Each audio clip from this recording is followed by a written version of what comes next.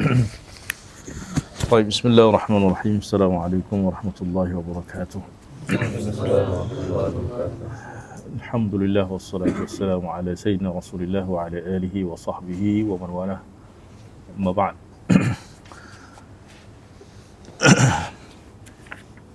أساتذة الفضلاء،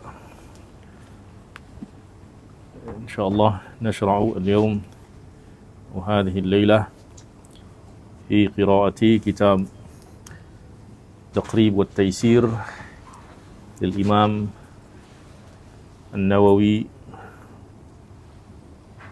رضي الله عنه وأرضاه. طيب، قال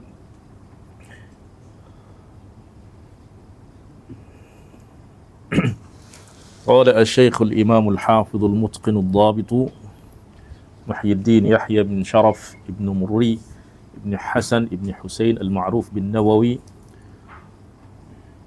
الحمد لله الفتاح المنان ذي الطول والفضل والإحسان الذي من علينا بالإيمان وفضل ديننا على سائر الأديان ومحى بحبيبه وخليله عبده ورسوله محمد صلى الله عليه وسلم عبادة الأوثان وخصه بالمعجزة والسنن المستمرة على تعاقب الأزمان صلى الله عليه وعلى سائر النبيين وآل كل ما اختلف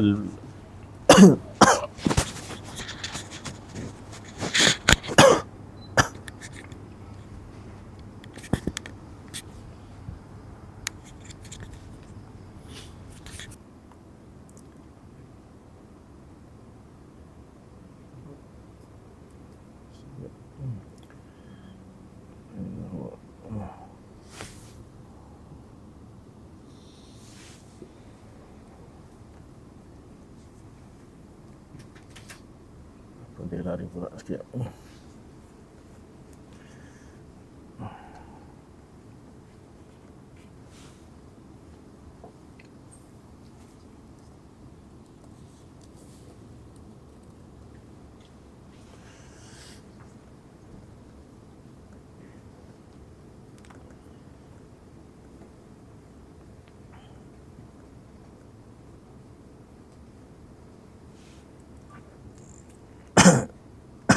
طيب.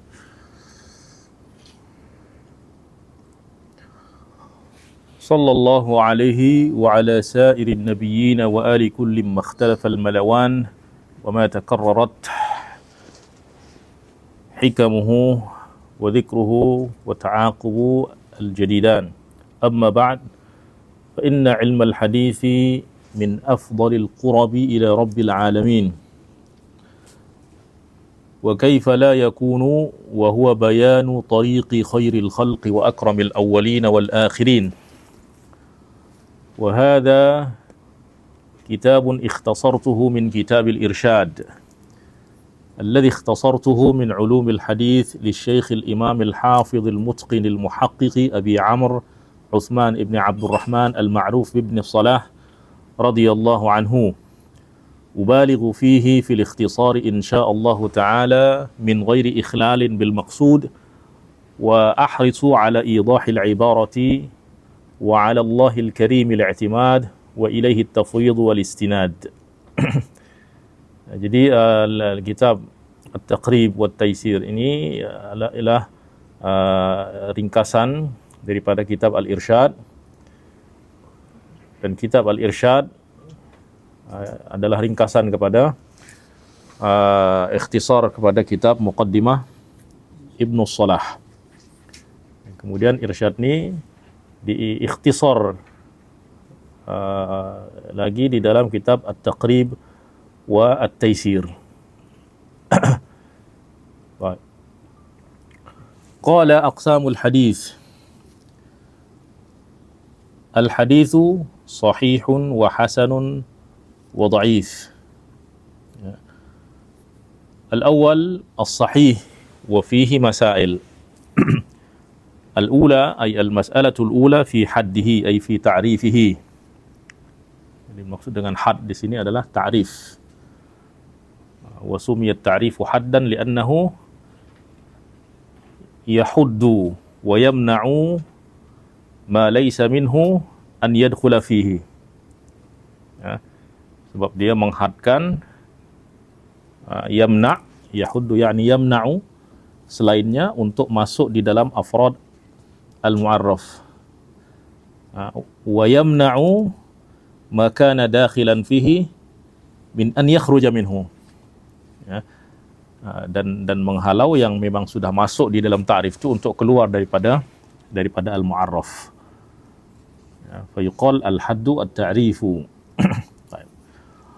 Wa huwa ma ittasala sanaduhu bil 'udul ad-dhabitin min ghairi syududin wala 'illatin. Wa idza qila sahihun fa hadha ma'nahu la annahu maqtu'un bihi. Jadi makna apabila kita menghukum bahawa hadis itu adalah sahih, bukan maknanya kita pastikan 100% bahawa hadis itu sahih, tetapi makna dia adalah dia telah memenuhi syarat-syarat, ya, bahawa hadis itu adalah hadis yang sahih penisbatan dia kepada Nabi sallallahu alaihi wasallam. Sebab yang kita hukum itu adalah penisbatan dia kepada Nabi sallallahu alaihi wasallam. So, apa sebab nahnu la sabila lana ila ma'rifati ma qalahu an-nabi sallallahu alaihi wasallam wa ma fa'alahu an-nabi sallallahu alaihi wasallam.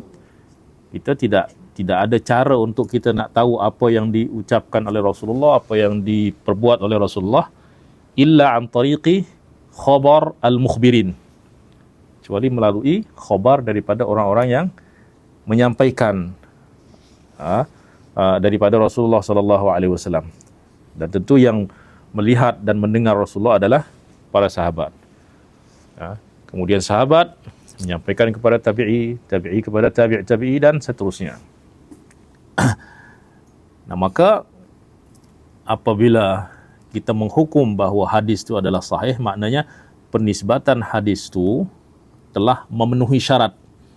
Ya, telah memenuhi syarat untuk dikata sebagai hadis yang sahih. Ya, bukan maknanya kita pastikan 100%. Ya. Bermakna huna adh-dhannul ghalib, dhann yang kuat. Ya, kecuali kalau hadis itu adalah hadis yang mutawatir. Kalau mutawatir itu memang sudah kita dapat pastikan 100% bahawa hadis itu adalah sahih dan pasti dinisbatkan kepada penisbatan dia kepada Rasulullah sallallahu alaihi wasallam pun memang pasti 100%. Ya. Tapi kalau khabar ahad, ya, dia hanya sampai kepada adh-dhann al-ghalib. Dan di dalam masalah ini kita memang cukup beramal dengan dhann yang ghalib. Wa idza qila ghairu sahih fa ma'nahu lam yasihha isnaduhu. Kalau dikatakan hadis ini tidak sahih, bukan maknanya hadis itu tidak pernah disampaikan oleh Rasulullah, tapi makna isnad dia yang tidak sahih. Ya, seperti yang tadi saya katakan, memang lain dia yang tidak okey. Ya. Wal mukhtar annahu la yujzam. Kita tidak pastikan bahawa hadis itu bukan hadis Rasulullah. Oleh sebab itu yang kita hukum sebenarnya itu adalah sanad, ya, bukan matan. Ya. Yang mana penisbatan kepada Rasulullah sallallahu alaihi wasallam itu yang tidak kita pastikan.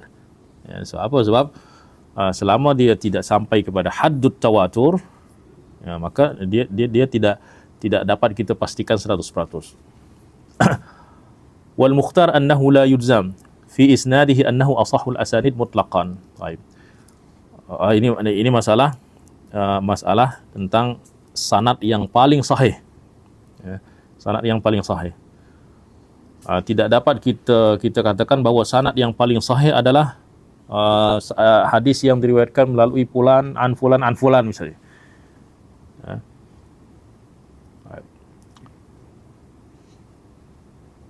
Wa qila asahhuha az-Zuhri an Salim an abihi, wa qila Ibn Sirin an Ubaidah an Ali, wa qila al-A'mash an Ibrahim an Alqamah an ibni Mas'ud, wa qila az-Zuhri an Ali ibn al-Hasani an abihi an Ali, wa qila Malik an Nafi' an ibn Umar. Fa'ala hadha qila Asy-Syafi'i an Malik an Nafi' an ibni Umar radhiyallahu anhu.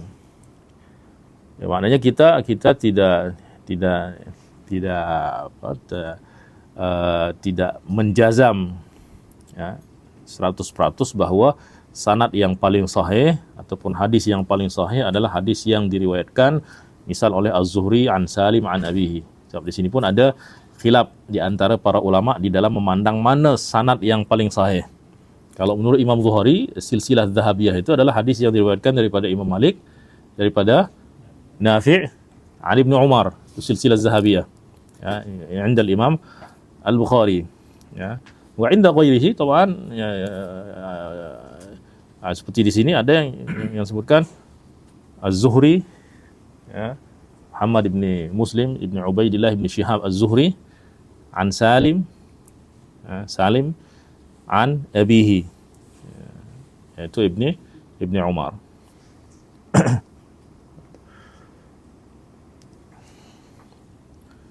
Itu al-awwal ma yata'allaqu bi at-ta'rif wa ma ittasala sanaduhu bil 'udul ad-dhabitin min ghairi syudzudin wala 'illah.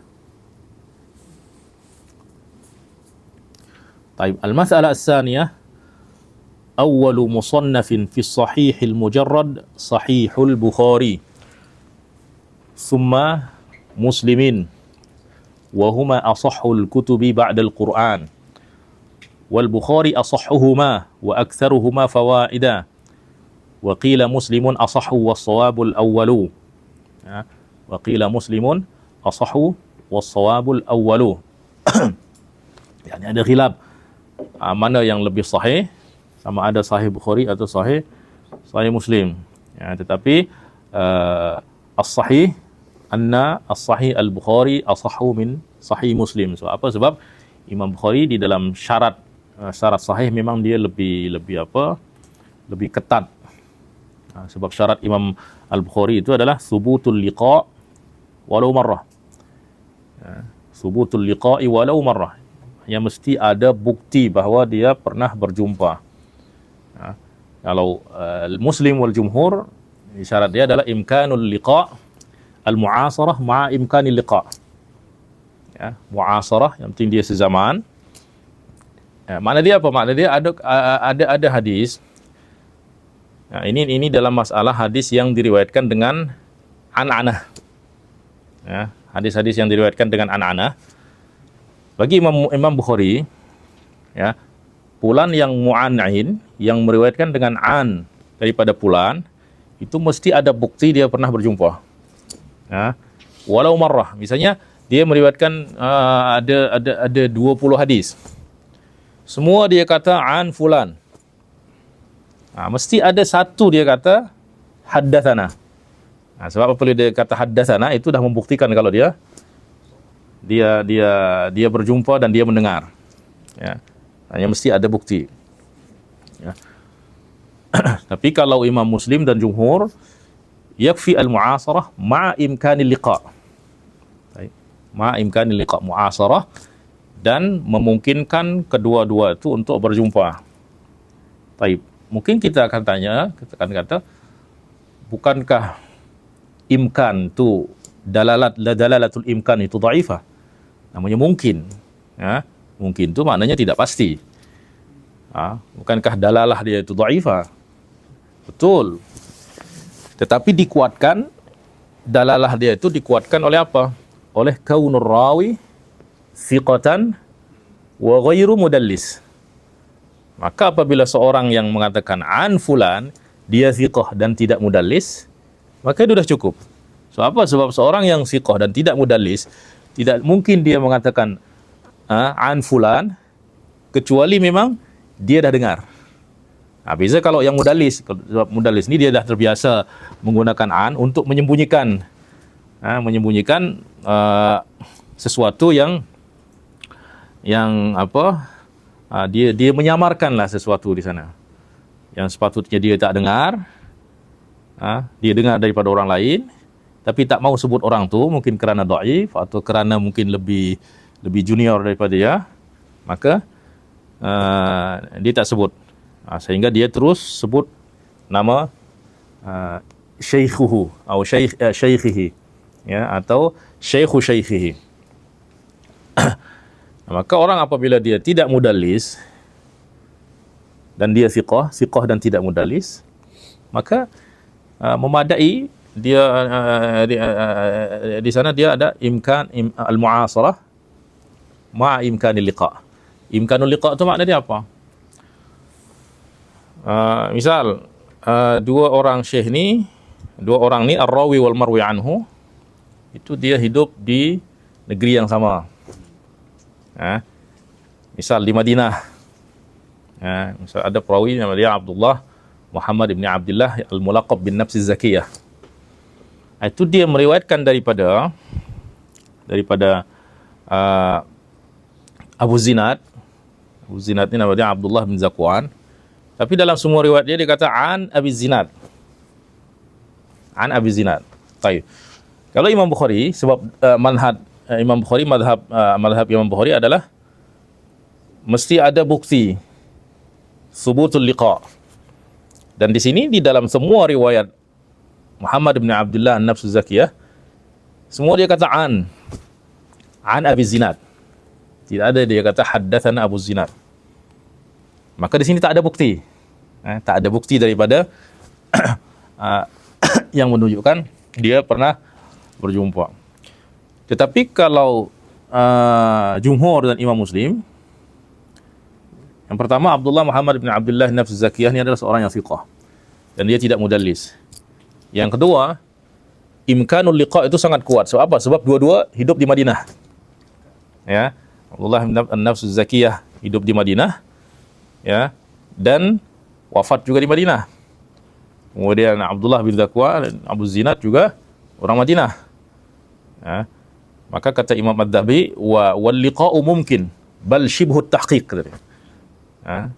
Apalagi sebab kalau kita tahu melihat kepada adat para ulama terdahulu di dalam dia menuntut ilmu, di dalam menuntut hadis, dia tak akan keluar daripada kampung dia kecuali apabila sudah dia dengar hadis syuyukh baladihi. Memang adab dia alla yakhruja min baladihi illa ba'da an sami'a min syuyukhi baladihi. Dia tidak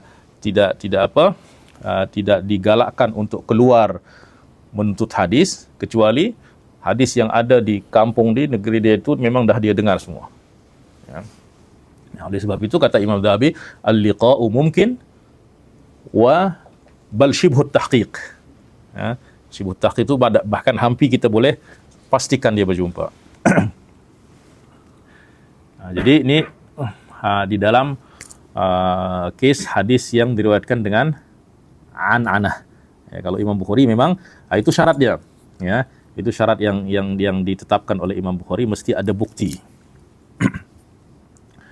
Nah, itulah sebab oleh sebab syarat Imam Bukhari yang lebih tinggi, maka ulama ya menetapkan bahawa Imam Bukhari, Sahihul Bukhari itu lebih sahih, lebih muqaddam min haitsul asahiyah daripada Imam Muslim. Adapun setengah orang, khususnya ulama, khususnya al-magharibah, memang dia lebih mengutamakan Sahih Muslim. Tetapi takdim ni sebenarnya bukan kembali kepada as-sahihah. Kalau daripada as-sahihah itu tak boleh, tak terbantah. Tapi di dalam husnus siyaghah memang Imam Muslim dia lebih unggul di dalam penyusunan, ya, di dalam cara penyusunan sanad, penyusunan hadis, itu memang Imam Muslim lebih unggul. Tapi daripada segi kesahihan itu tentu daripada Imam Bukhari tak ada tandingan. Lidzalika qala was-shawabul awwal wa ikhtassa Muslimun bi jam'i turuqil hadis fi makanin. Di antara keistimewaan Imam Muslim itu dia menghimpun satu hadis, semua hadis dengan turuk dia, dengan jalan periwayatan dia dalam satu tempat. Sehingga kalau kita nak mencari mutaba'ah dan syawahid itu senang saja. Kita lihat dalam satu bab, kita tengok semua hadis-hadis ini, semua turuk dia akan dijelaskan oleh Imam Muslim. Ya, kalau Imam Bukhari memang dia bahkan satu hadis itu dia potong-potong, dia pisah-pisah, kemudian diasingkan mengikut kepada bab yang akan dia jelaskan hukumnya.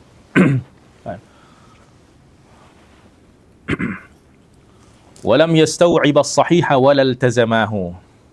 Maknanya Imam Bukhari dan tidak Imam Muslim tidak menghimpun seluruh hadis yang sahih. Maknanya di luar sahihain itu pun masih ada hadis-hadis yang sahih. Ya, oleh sebab itu Imam Al-Hakim di karang kitab Al-Mustadrak 'ala as-Sahihaini. Yang tujuan dia adalah menyebutkan hadis-hadis sahih. Dia ingin membuktikan bahwa hadis sahih itu bukan hanya yang ada di dalam Sahih Bukhari dan Sahih Muslim. Ada hadis-hadis lain yang tidak diriwayatkan oleh Imam Bukhari dan Imam Muslim juga dia sahih. Oleh sebab itu Imam Hakim selalu dia kata ada sahihun ala syarti asy-syaikhaini, ala syarti al-Bukhari atau ala syarti Muslim wa lam yukharrijahu. Walaupun Imam Hakim memang dikenal sebagai di dalam tasahih itu dia mutasamih, mutasahil, kalau para ulama kata mutasahil, ya. Tapi mungkin kita lebih beradab, kita kata mutasamih, mutasamih. Kalau tasahul tu macam ada nampak lalai atau bermudah-mudah, berlonggar-longgar. Qila lam yafuthuma minhu illa qalilun wa unkira hadha was-sawabu annahu lam yafutil usul al-khamsah illa al-yasir, a'ni as-sahihain wa sunan Abi Dawud wa Tirmizi wa Nasa'i wa jumlatu ma fil Bukhari 7,275 hadithan bil mukarrarah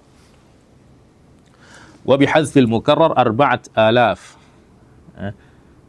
Jumlah hadis di dalam Sahih Bukhari dengan yang berulang itu 7.275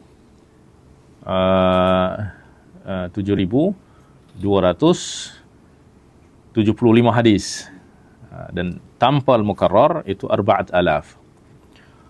Wa Muslimun bi isqatil mukarrar nahwu 4,000 aidan. Summa inna az-ziyadata fi as-sahih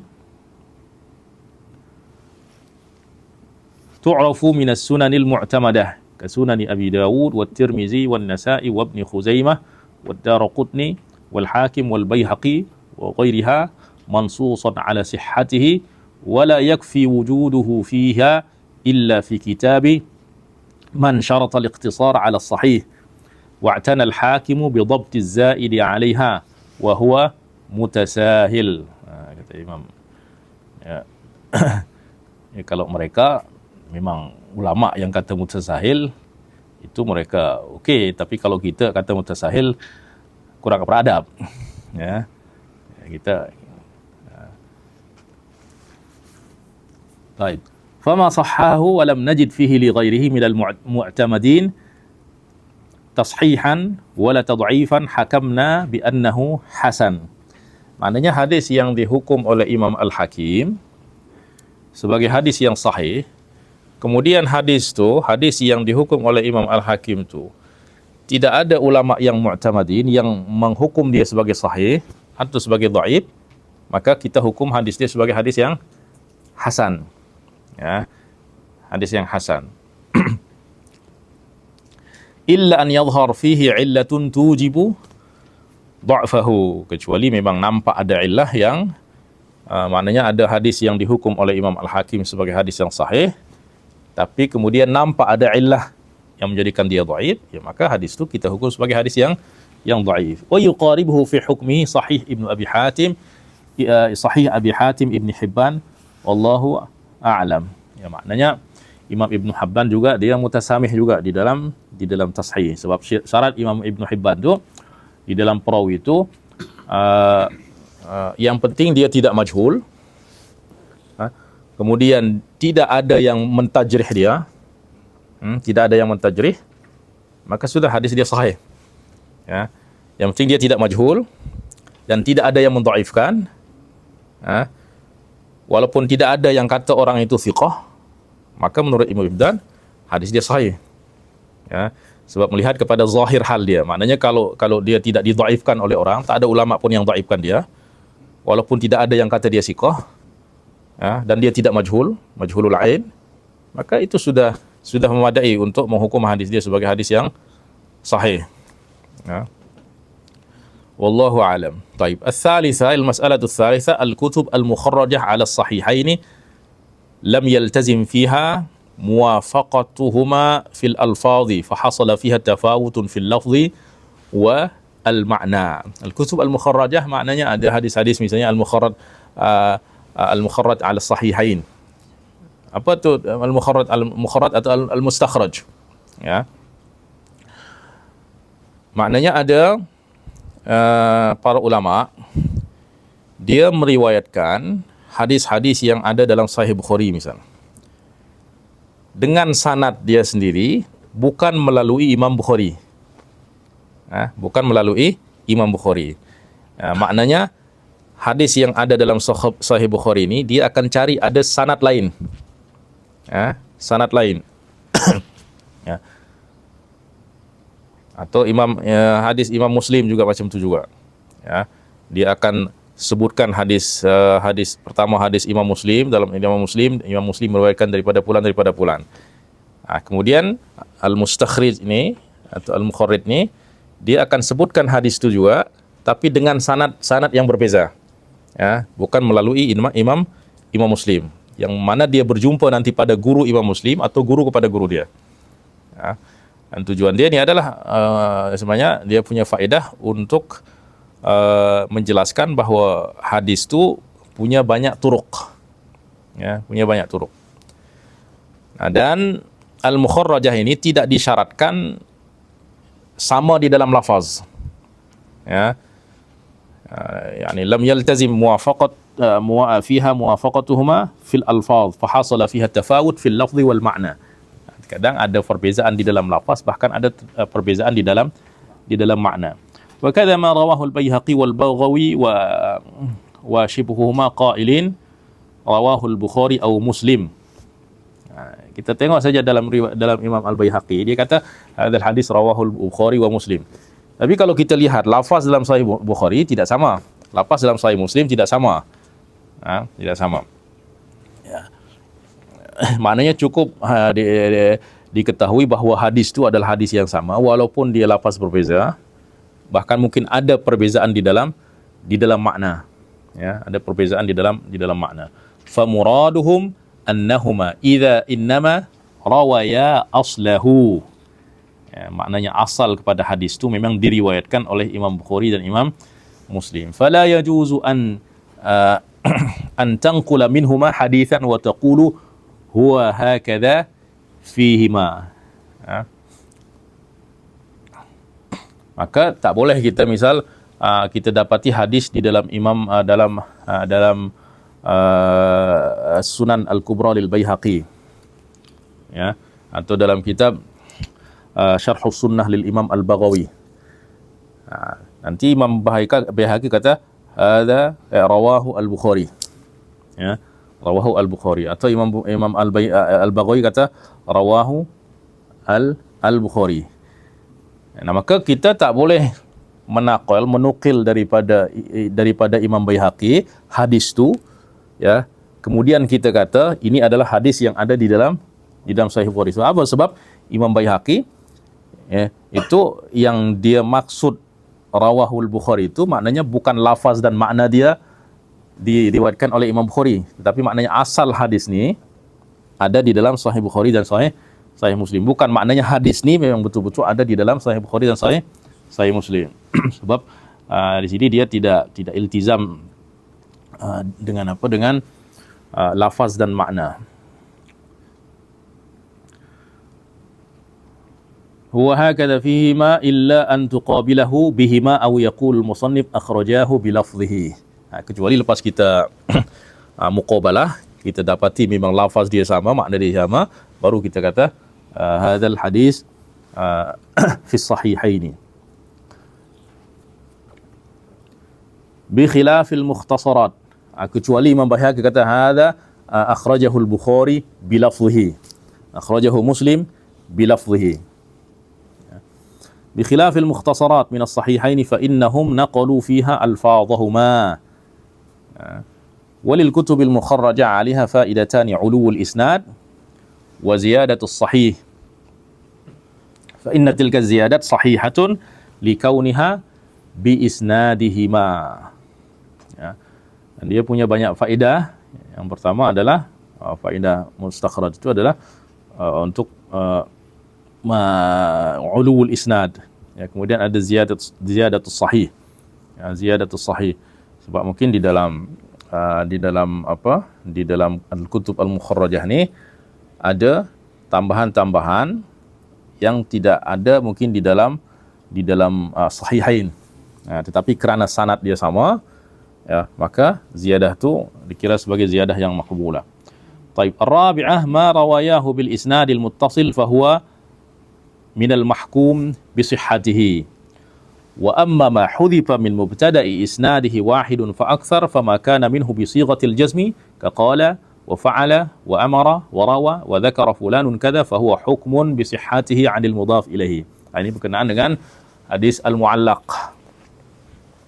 Hadis mu'allaq, tadi kita dah jelaskan, adalah ma hudhifa min awwali isnadihi, yang dihapus daripada awal sanad.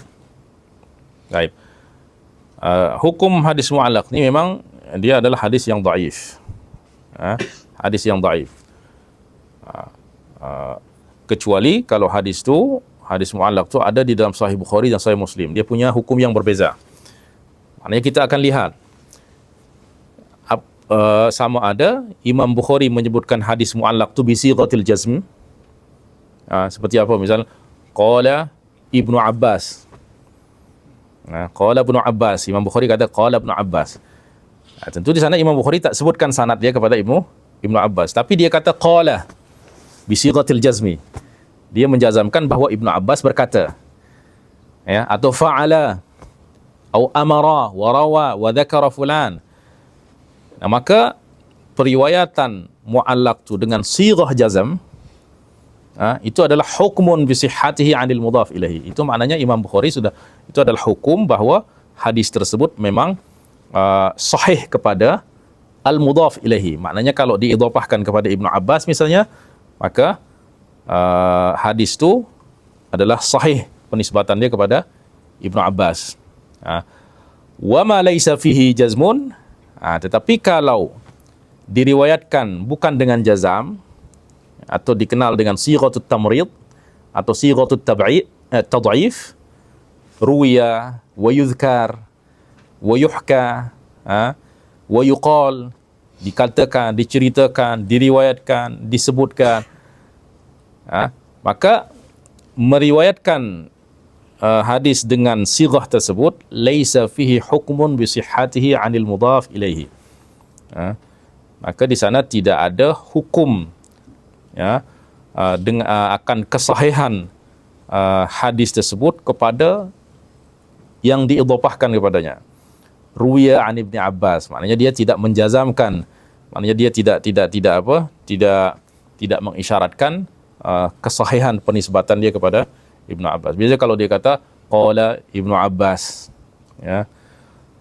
Baik, walaysa huwa biwahin, tapi dia tidak juga boleh dikata wahin. Wahin ni dia lebih rendah daripada dhaif, ya, lebih rendah daripada dhaif. Maknanya liidkhalihi fil kitab al-mawsum bis sahih. Dan Imam Al-Hafidh Ibnu Hajar, dia sudah menelusuri semua hadis-hadis yang mu'allaqat yang ada di dalam Sahih Al-Bukhari. Di dalam kitab yang dia beri nama Taghliqut Ta'liq. Di sana dia sebutkan semua sanad hadis-hadis yang mu'allaq tersebut. Ya. Baik. Kemudian masalah al-khamisah, as-sahih aqsam. A'laha mattafaqa alaihi al-Bukhari wa Muslim. Yani maratib al-hadis as-sahih. Itu yang paling tinggi adalah mattafaqa alaihi al-Bukhari wa Muslim, summa man farada bihi al-Bukhari, summa Muslim, summa ma ala syartihima, summa ala syartil Bukhari, summa Muslim, summa sahih inda ghairihima. Ini yang tadi kita sebutkan, iaitu tujuh darjat. Muttafaq alaih, kemudian Sahih Bukhari, Sahih Muslim, kemudian makana ala syartihima, kemudian ala syarti Bukhari, ala syarti Muslim, kemudian sahih inda ghairihima. Wa idza qalu sahih muttafaqun alaihi aw ala sihhatihi famuraduhum ittifaqus syaikhaini. Jadi muttafaq alaihi ini maknanya ini adalah istilah yang digunakan untuk menyatakan bahwa hadis ini disepakati oleh Imam Bukhari dan Imam Muslim. Bukan maknanya hadis ini disepakati oleh seluruh ulama. Ya. Walaupun memang kesepakatan seluruh ulama itu mengikut kepada kesepakatan Imam Bukhari. So, kalau Imam Bukhari dan Imam Muslim sudah sepakat, maka kesepakatan ulama pun akan ikut. Nah, tetapi di dalam istilah yang dimaksudkan dengan muttafaq alaih itu adalah ittifaqus syaikhaini. Maknanya tanpa memandang kepada ulama-ulama lain. Wa dzakara Syekh Taqiyuddin anna ma rawayahu aw ahaduhuma fa huwa maqtu'un bi sihhatihi.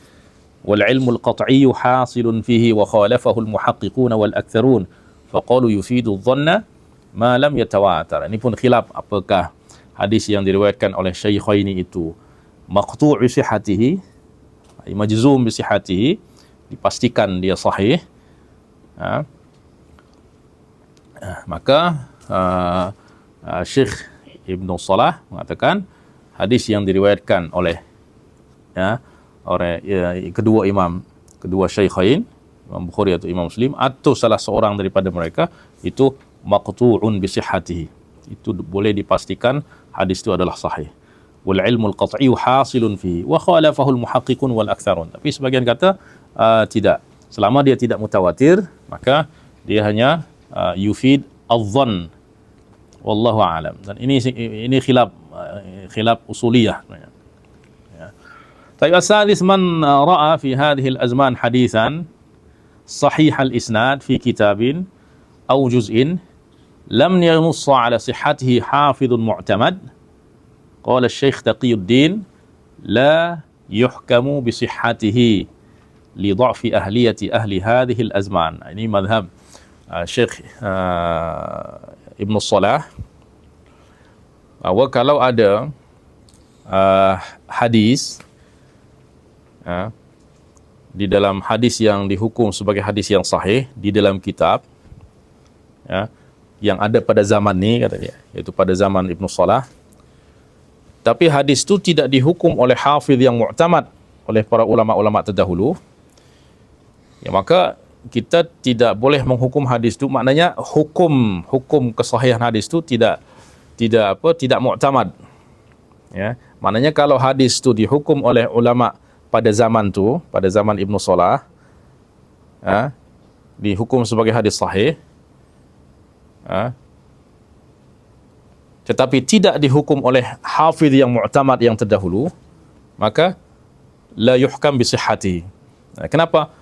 Li dha'fi ahliyati ahli hadhil azman.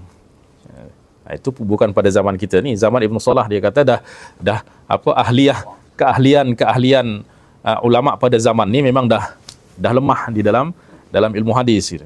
Ya. Apatahlah zaman kita sekarang ni, ya. Tapi ini madhab Imam Ibn Salah, ya. Wal azhar indi, kata Imam An-Nawawi, jawazuhu liman tamakkana wa qawiyat ma'rifatuhu. Ya. Kalau menurut Imam Nawawi harus, ya, maknanya ulama mutaakhirin tu tak masalah dia menghukum hadis ni sahih selama dia punya ma'rifah di dalam ilmu ini yang rasikhah. Wallahu a'lam. Wa man arada al-'amala bi haditsin min kitabin fa tariquhu an ya'khudhahu min nuskhatin mu'tamadatin qabalaha huwa aw thiqatun bi usulin sahihatin fa in qabalaha bi aslin mu'tamad muhaqqaq ajza'ahu wallahu a'lam. Baik. النوع الثاني الحسن. قال الخطابي رحمه الله تعالى ما عرف مخرجه. ما عرف مخرجه. Hadis hasan itu adalah ma urifa makhrajuhu. Makhraj itu makna dia apa? Ya, ini makna dia sanad. Makhraj itu adalah ar-rawi.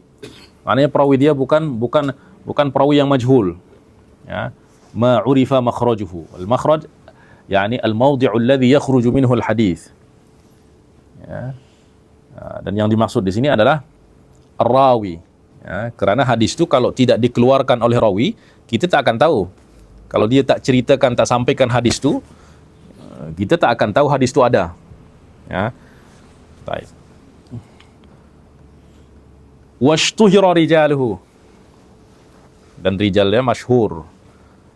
Wa alaihi madaru aktsaril hadis wa yaqbaluhu aktsarul ulama wa yasta'miluhu ammatul fuqaha. Nah, ini dia mentarif al-hasan, tetapi bukan dengan apa, bukan dengan bil hadd. Dia mentarif dengan sifat, ya, bahwa hadis hasan itu sifatnya adalah bahwa urifa makhrajuhu, maknanya makhraj perawi dia bukan majhul, ya, bukan pula mastur, ya. Washtuhira rijaluhu, dan rijal dia masyhur, yani masyhur bil talabil ilmi.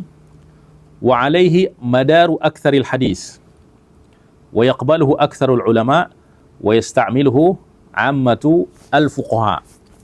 Ya, memang takrif ini memang dia tidak memberikan gambaran tentang hadis hasan, ya.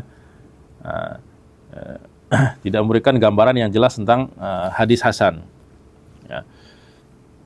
Sebab kalau dia kata washtuhira rijaluhu, ya, sahih pun dia mesti masyhur, ya. Yaqbaluhu aktsarul ulama, ini juga bukan ta'rif, bukan ta'rif yang jami' dan mani'. Wa yasta'miluhu aktsarul fuqaha, nah, ini juga bukan ta'rif yang jami' dan mani', ya. Maknanya dia hanya memberikan sifat, ya, sifat kepada al-hasan, ya. Kemudian waqala asy-syekh wa huwa qismani, asy-syekh yang dimaksud sini adalah Syekh Ibnu Shalah, wa huwa ay al-hasan qismani, ahaduhuma ma la yakhlu isnaduhu min masturin lam tatahaqqaq ahliyatuhu. Dan hadis hasan itu ada dua. Yang pertama adalah ma la yakhlu isnaduhu min masturin, ya. Maknanya di dalam sanad dia ada perawi yang mastur. Perawi yang mastur ini tentu hadis dia adalah dhaif. Lam tatahaqqaq ahliyatuhu. Lam tatahaqqaq ahliyatuhu ini adalah penjelasan tentang mastur. Mastur itu maknanya dia tidak diketahui keadaannya, sama ada dia dhabit kah, dia adil atau dia tidak adil, itu memang mastur, ya. Atau majhulul hal, ya, majhulul hal. Walaysa mughaffalan, ya. Dan dia tidak mughaffal, sebab kalau dia mughaffal itu hadis dia dhaif jiddan. Walaysa mughaffalan kathiral khata', dia tidak pula banyak kesalahan. Wala dhahara minhu sababun mufassiq, ya, atau tidak nampak pada diri dia itu sebab-sebab yang membawa kepada kefasikan, pada fasik. Wa yakunul hadisu ma'rufan bi riwayati mithlihi aw nahwihi min wajhin akhar. Ini apa yang kita pahami daripada ibaratnya, ya, yaitu yang pertama daripada hadis hasan adalah yang sanad dia tidak kosong daripada perawi yang mastur. Maknanya di dalam hadis itu ada perawi yang mastur, ya. Mastur itu makna dia apa? Lam tatahaqqaq ahliyatuhu, ya. Sebab kalau dia sudah tahaqquk ahliyahnya, maknanya dia akan dikata dia adalah seorang yang dhabit misalnya. Kalau dia memang tak tahu dia dhabit ke tak dhabit, memang tidak tahu, ya. Maknanya tidak ada ta'dil, ya. Walaysa mughaffal, tapi tidak ada yang mentakdil, tapi juga dia tidak mughaffal dan tidak dinyatakan sebagai seorang perawi yang banyak salah. Sebab kalau dia mughaffal kathirul khata', maknanya dia hadis ini dhaif jiddan. Yang dhaif jiddan tentu tak boleh jadi hadis hasan. Jadi yang dimaksud dengan bahagian yang pertama ini adalah hasan li ghairihi, ya. Ini adalah syarat kepada hasan li ghairihi. Maknanya hasan li ghairihi itu adalah awal dia adalah hadis yang dhaif, tapi bukan dhaif yang syadid, dhaif yang ringan, ya, dhaif yang yasir. Yakunu matnul hadis ma'rufan bi riwayati mithlihi aw nahwihi min wajhin akhar. Maknanya ada ada backup riwayat lain. Ya, maka ni yang dimaksud adalah hasan li ghairihi. Ya. Wathani an yakuna rawihi mashhuran bisidqi wal amanah wa lam yablugh darajat as-sahih liqusurihi fil hifdhi wal itqan. Ini hasan li dhatihi. Ya, al-hasan li dhatihi, yani an yakuna rawihi mashhuran bisidqi wal amanah. Maknanya dia adalah seorang yang adil atau seorang yang adil. Wa lam yablugh darajat as-sahih. Tetapi dia tidak sampai kepada darjat sahih. Sebab apa? Liqusurihi fil hifdhi wal itqan. Sebab ada kekurangan daripada segi hafalan, dari segi maknanya dia tidak mutqin. Wa huwa murtafi'un an hali man yu'addu tafarruduhu munkaran. Tapi makna dia apa? Makna dia kurang dari segi hafalan dan dari segi kemutqinan. Bukan maknanya dia jatuh. Ya. Maknanya dia masih di atas, berada di atas orang yang apabila dia meriwayatkan hadis seorang diri, maka hadis dia akan dikira sebagai mungkar. Maknanya orang ni dia tidak dikira sebagai itu. Maknanya dia di atas daripada orang yang dhaif. Ya.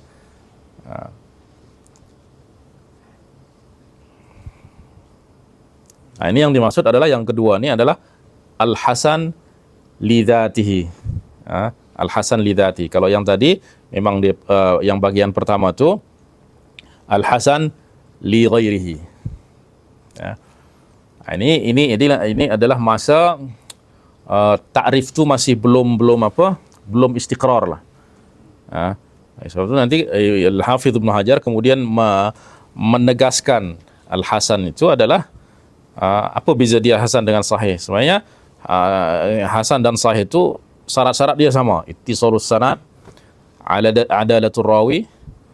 Ya. Beza dia adalah yang sahih itu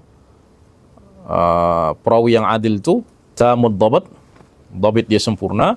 Tapi kalau yang hasan tu dhabit dia berkurang. Ya, kemudian syarat yang keempat sama, adamu syudzuz dan adamu al-illah. Ya, maka dia beri ta'rif al-hasan ma rawahu al-adl mattasala sanaduhu binaqlil adl khafif ad-dabt. Khafif ad-dabt wa lam yakun syadzan wala mu'allalan. Ini kalau ni takrif ni jelas. Betul-betul menjelaskan tentang yang dimaksud dengan hadis hasan. Ya. Maknanya hadis hasan ni perawi dia memang mempunyai syarat-syarat yang sama, an yakuna adlan, hanya saja beza dia adalah dari segi dhabit. Dhabit dia berkurang sikit.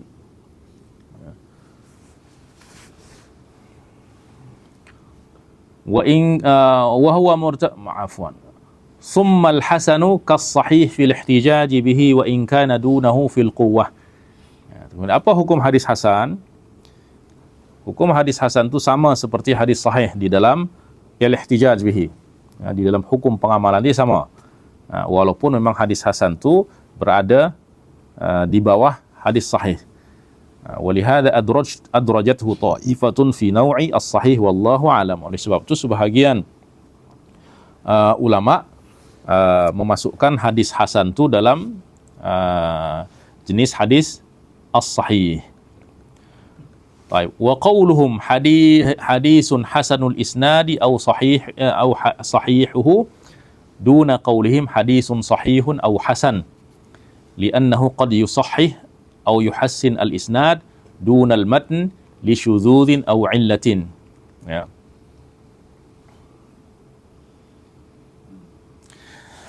Baik. Qauluhum ay qaulul ulama hadza hadisun hasanul isnad atau sahihul isnad. Tentu ini di bawah ya, kekuatan qauluhum hadza hadisun sahih atau hasan. Kalau hadza hadisun sahih, makna yang dia hukum di sini adalah hadis itu sendiri. Ya, maknanya kalau dia jelaskan bahwa hadza hadisun sahih atau hasan, tentu tidak sama dengan hadisun hasanul isnad atau sahihul isnad. Kalau yang pertama ni yang dihukum adalah sanad saja. Ya. Tapi kalau yang kedua ni maknanya dia lebih apa?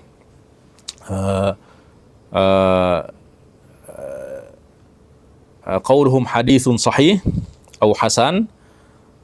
Ini yang dia hukum adalah hadis itu sendiri. Ya, maknanya hadzal hadis hasanul isnad itu di bawah darjat yang dinyatakan hadis itu adalah hasanun saja tanpa dia jelaskan hasanul isnad. Hadza hadisun hasan, maknanya al-hukmu huna ala al-hadis. Tapi kalau yang pertama tadi al-hukmu fi ala isnadil hadis. Yang dihukum adalah sanad hadis itu. Baik. Kenapa dia di bawah?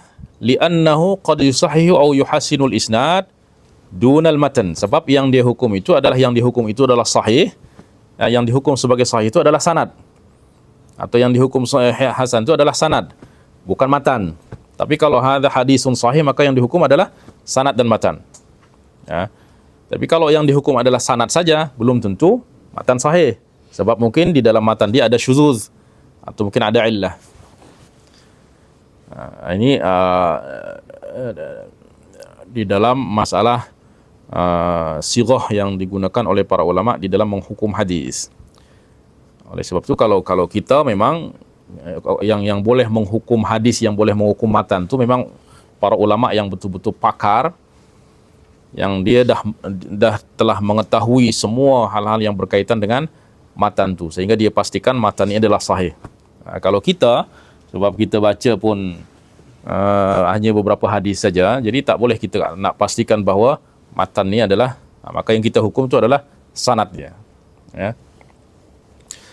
Fa in ikhtasara ala dhalika hafidhun mu'tamad fa dhahir sihhatul matni wa husnihi. Kecuali yang memang mengatakan hadza hadisun sahih dan itu seorang hafidh yang mu'tamad, maka al-zahir sihhatu matnihi wa husnihi. Wa amma qawlu at-Tirmizi wa ghayruhu hadithun hasanun sahih fa ma'nahu ruwiya bi isnadaini ahaduhuma yaqtadi as-sihhah wal akhar al-husn. Yang tadi kita jelaskan, Imam Tirmizi kata au ghairihi hadisun hasanun sahih fa ma'nahu ruwiya bi isnadaini. Yani ini penjelasan penafsiran. Sebab Imam Tirmizi pun dia tak jelaskan apa yang dimaksud dengan hasanun sahih. Tidak ada penjelasan Imam Tirmizi yang dimaksud. So Imam Tirmizi dia akan kata hadza hadisun hasan. Yang kedua hadza hadisun hasanun sahih. Yang ketiga hadza hadisun hasanun gharib. Yang dijelaskan oleh Imam Tirmizi hanya tentang apa yang dimaksud dengan hadis hasan. Dan Imam Tirmizi menjelaskan hadis hasan itu adalah yang dimaksud adalah hadis yang dhaif kemudian diriwayatkan melalui thariq lain sehingga naik darjat dia menjadi hasan li ghairihi. Nah, maka kalau Imam Tirmizi kata hadza hadisun hasan, maka yang dimaksud adalah hasan li ghairihi. Ya, hasan li ghairihi. Itu yang dia jelaskan oleh Imam Tirmizi. Tapi yang hasanun sahih tak jelaskan. Ya, tak jelaskan. Hasanun gharib tak jelaskan. Nah, oleh sebab itu yang menjadikan para ulama di dalam memberikan tafsiran tu banyak penafsiran. Ya. Sehingga Imam Nawawi pun memberikan penafsiran fa ma'nahu ruwiya bi isnadaini, bahawa hadis itu diriwayatkan dengan dua sanad. Satu sanad hasan, yang satu sanad lagi sahih. Ya. Ya, tetapi sebab iskal ni adalah kita memahami hasan tu dengan al-ma'na al-mustalah alaihi 'inda al-mutaakhirin atau ba'da istiqrar, selepas istiqrar makna al-hasan. Ya. Dan yang mempopularkan istilah hasan tu memang Imam Tirmizi. Tapi itu pun masih belum final ya, tentang hadis hasan, sebab dia pun menjelaskan tentang satu jenis daripada hadis hasan. Yang tadi Imam Ibnu Salah jelaskan ada dua macam. Yang pertama itu adalah sahih hasan li ghairihi, kemudian yang kedua adalah hasan li dzatihi. Nah, hasan li dzatihi itu Imam Tirmizi tak jelaskan. Yang dia jelaskan itu adalah yang jenis pertama tadi, yaitu yang hasan li ghairihi. Ya, oleh sebab tu nanti Imam Tirmizi dia akan jelaskan isnaduhu munqati'un, sanad dia munqati', tapi dia hasan. Makna dia adalah hadis ni memang asal dia dhaif sebab inqita' sanad ya, tapi sebab ada riwayat lain, wa fil babi an fulan wa fulan. Tapi di dalam bab ni diriwayatkan oleh fulan, misalnya diriwayatkan oleh Abu Hurairah, diriwayatkan oleh Ibnu Umar dan seterusnya. Ya. Wa amma taqsimul Baghawi ahadithul masabih ila hisan wa sihah muridan bis sihah ma fi sahihaini wa bil hisan ma fi sunan falaysa bi sawabin lianna fi sunan as-sahih wal hasan wal dhaif wal munkar. Ya. Adapun pembahagian Imam Al-Baghawi di dalam hadis al-masabih, dia bagi ada yang al-hisan, kemudian ada yang sihah. Kemudian yang dimaksudkan dengan as-sihah adalah ada yang ada di dalam sahihain, dan yang dimaksud dengan al-hisan adalah yang ada di dalam kitab-kitab sunan. Falaysa bisawab, maka pembahagian itu tidak tepat kata Imam Nawawi. So apa sebab? Lianna fis sunan as-sahih, sebab dalam sunan itu pun ada yang sahih. Ya, ada yang sahih, ada yang hasan, ada yang dhaif, bahkan ada yang munkar. Ya. Bahkan yang maudhu pun ada. Ya, 1, 2 ada. Baik.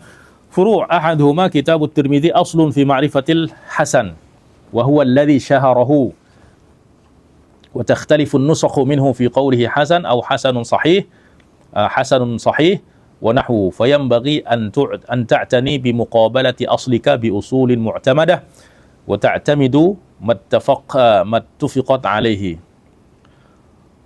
Wa min madhannihi sunan Abi Dawud, ay madhan al-hadis al-hasan sunan Abi Dawud, faqad jaa anhu annahu yadhkuru fihi as-sahih wa ma yushbihuhu wa yuqaribuhu wa ma kana fihi wahnun shadid bayyanahu wa ma lam yadhkur fihi shay'an fa huwa salihun. فعلى هذا ما وجدنا في كتابه مطلقا ولم يصححه غيره من المعتمدين ولا ضعفه فهو حسن عند Abi Dawud. Maknanya Imam Abu Dawud, kalau sakata anhu Abu Dawud, maka itu adalah hadis yang hasan. Sebab Imam Abu Dawud dia jelaskan manhaj di dalam penyusunan hadis-hadis sunan itu. Bahwa dia akan menyebutkan yadhkuru fihi as-sahih wa ma yushbihuhu. Ya, wa ma yushbihu ni maknanya adalah hadis yang sahih li ghairihi au yuqaribuhu, ya, atau yang menghampiri dia. Wa ma kana fihi wahnun syadid. Kalau ada hadis yang wahn syadid, ada lemah dia teruk, maka Imam Abu Dawud dia jelaskan. Ya. Dia jelaskan, maknanya dia tidak akan diam. Kalau ada hadis yang dhaif jiddan, dia akan jelaskan bahwa ada hadis fihi wahnun syadid atau dhaif syadid. Wa ma lam yadhkur fihi syai'an fa huwa salih. Tapi kalau Imam Ibnu Abu Dawud tidak menyebutkan sesuatu tentang hadis itu, maka huwa salih. Ya. Fa'ala hadha, salih ini maknanya dia adalah hasan. Ya. Fa'ala hadha ma wajadna fi kitabihi mutlaqan wa lam yusahhihu ghayruhu minal mu'tamadin wa la dha'afahu fa huwa hasanun 'inda Abi Dawud. Wa amma musnad Ahmad wa Abi Dawud at-Tayalisi wa ghayruhuma minal masanid fala tultahaq bil usulil khamsah wa ma ashbahahuma fil ihtijaj biha wal rukun ila ما فيها والله أعلم. الثاني إذا كان راوي الحديث متأخرا عن درجة الحافظ الضابط مشهورا بالصدق والستر فروي حديثه من غير وجه قوي وارتفع من الحسن إلى الصحيح أي لغيره والله أعلم. Kemudian apabila ada hadis yang rawil hadis, إذا كان راوي الحديث متأخرا عن درجة الحافظ الضابط, maknanya darjat dia turun daripada darjat orang yang hafiz dan dhabit. Kemudian masyhuran bisidqi wasatri faruya hadithu, maknanya hadis dia adalah hadis yang hasan li dzatihi. Faruya hadithu min ghairi wajhin, kemudian ada riwayat, maknanya hadis dia itu diriwayatkan daripada tariq lain, maka irtafa'a minal husni minal hasani ila as-sahih wallahu a'lam. Baik. الثالث إذا روي الحديث من وجوه ضعيفة لا يلزم أن يحصل من مجموعها حسن أو حسن بل ما كان ضعفه لضعف حفظ راويه الصدوق الأمين zala bimaji'ihi min wajhin akhar wa sara hasan. Maknanya idza ruya al-hadis, apabila ada satu hadis diriwayatkan daripada min wujuhin dha'ifah, atau min turuqin dha'ifah, la yalzamu an yahsula min majmu'ihi husnun. Jadi tidak melazimkan keseluruhan turuk dia itu menjadikan hadis itu jadi hasan. Maknanya tidak semua hadis dhaif yang mempunyai banyak turuk itu dia jadi hasan. Tetapi hadis yang boleh naik menjadi hadis hasan ini adalah hadis yang dhaif bukan kerana ta'an fi adalatir rawi. Tetapi hadis dhaif yang dia dhaif tu kerana apa? Li dha'fi hifdhi rawihi as-saduq al-amin. Maknanya perawi itu adalah perawi yang adil. Perawi yang adil tetapi dia kurang daripada segi hafalan. Maka ni yang zala bimaji'ihi, maknanya zala ad-dha'af bimaji'ihi min wajhin akhar. Maka kelemahan dia, kedhaifan dia itu akan hilang dengan apa? Dengan dia diriwayatkan daripada min wajhin min tariqin akhar wa sara hasanan, sehingga dia menjadi hasan. Wa kadza idza kana dha'fuhu bil irsal. Demikian juga kalau hadis itu dhaif kerana mursal, zala bimaji'ihi min wajhin akhar. Wa amma ad-dha'f li fisqir rawi fala yu'athiru fihi muwafaqatu ghairi. Tapi kalau hadis itu memang dah dhaif sebab apa? Sebab perawi dia fasik. Maka perawi fasik itu maknanya hadis dia matruk lah, dhaif jiddan. Maka tidak ada la yu'athiru fihi muwafaqatu ghairihi. Maka dia tidak ada pengaruh, tidak ada kesan daripada muwafaqah selain dia. Wallahu a'lam. Yakni hadis yang dhaif jiddan dia tidak akan dapat naik darjat dia menjadi hadis yang hasan walaupun dia banyak turuk. Mungkin dia akan mengurangkan darjat kelemahan dia. Mungkin daripada dhaif jiddan menjadi dhaif biasa saja. Tetapi tidak akan naik menjadi jadi hasan li ghairihi. Wallahu a'lam. Maknanya tidak semua hadis dhaif itu akan naik darjat dia dengan bita'addudit turuq. An-naw'u tsalits ad-dha'if wa huwa ma lam yajma' sifat as-sahih aw al-hasan wa yatafawatu dha'fuhu ka sihhati as-sahih wa minhu ma lahu laqabun khas kal mawdu' wasyadz wa ghairuhuma. Jadi hadis dhaif itu adalah apa? Ma lam yajma' sifat as-sahih, yang tidak menghimpun sifat-sifat atau syarat-syarat sahih. Syarat sahih itu ada berapa? Ada 5. Ittisalus sanad, adalatul rawi, dhabtul rawi, adamul syuzuz, adamul illah. Satu daripada syarat itu tidak dia penuhi, maka dhaif. Perawi siqah, tapi tidak muttasil sanad, dhaif. Muttasil sanad, perawi siqah, perawi dhabit, tapi ada syuzuz, dhaif juga. Tidak ada syuzuz tapi ada illah, dhaif juga. Mesti syarat yang 5 itu terpenuhi. Kalau syarat pertama tidak terpenuhi, maka hadis dia munqati. Hadis dia munqati. Kalau syarat kedua tidak terpenuhi, iaitu apa? Hadis dia perawi dia tidak adil. Yang maknanya kalau perawi itu tidak adil, maknanya kadzab atau muttaham bil kadzib, maka hadis dia matruk. Kalau perawi dia tidak dhabit, maka ni hadis dia boleh munkar, boleh mudtarib, boleh mudraj, boleh mazid fi muttasil al-asanid, boleh musahhab, boleh muharraf. Wa yatafawatu dha'fuhu ka sihhati as-sahih. Seperti mana sahih itu ada darajat, maka dhaif pun ada darajat. Wa minhu ma lahu laqabun khas, ada yang punya nama khas seperti al-mawdu', asy-syadz wa ghairuhuma. النوع الرابع المسند. قال الخطيب البغدادي هو عند أهل الحديث ما اتصل سنده إلى منتهاه وأكثر ما يستعمل فيها جاء فيها وأكثر ما يستعمل فيها ma jaa, ada yang kurang, ma jaa 'anin Nabi sallallahu alaihi wasallam duna ghairihi. Di sini Imam Al-Khatib dia mentakrif al-musnad itu adalah mattasala sanaduhu ila muntahahu, yang sanad dia bersambung sampai kepada akhir. Ya. Dan tentu takrif ini akan masuk di dalamnya al-marfu', al-musnad atau al-mauquf, juga al-maqtu'. Yang penting dia bersambung sampai akhir, dan akhir itu boleh sampai berakhir kepada Nabi, berakhir kepada sahabat, berakhir kepada tabi'i. Maka ta'rif Khatib ni dia tidak mani'. Ya. Dia tidak mani'. Sebab apa? Sebab akan hadis yang mauquf pun boleh dikira sebagai musnad. Sebab apa? Sebab yang penting sanad dia bersambung daripada awal sampai akhir. Ya. Wa aktsaru ma yusta'mal fiha fima jaa wa aktsaru ma yusta'malu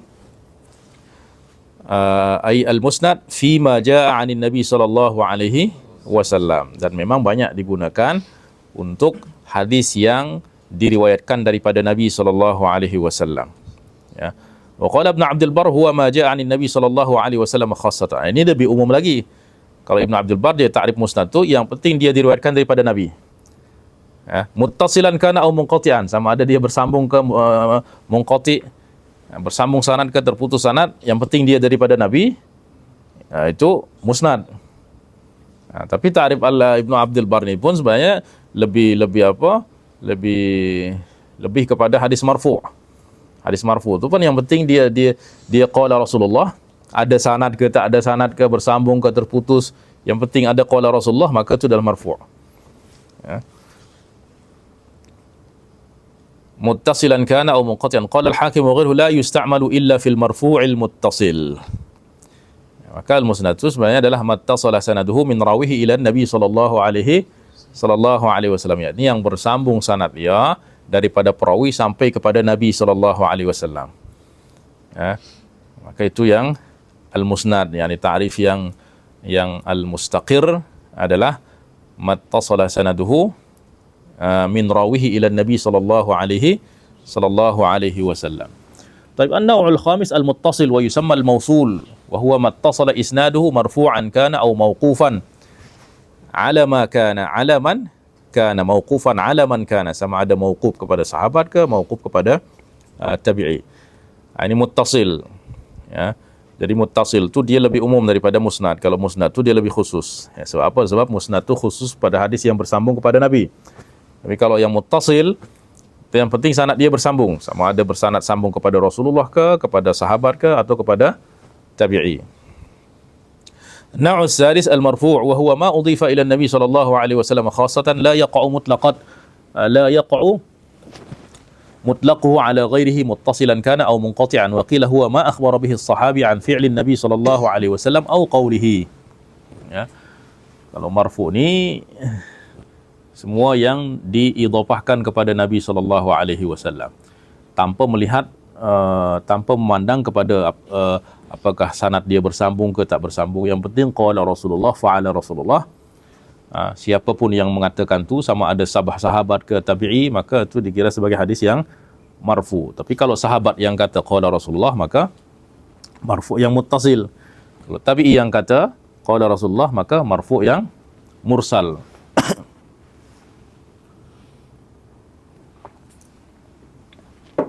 Baik. Mungkin kita baca je, sabdan.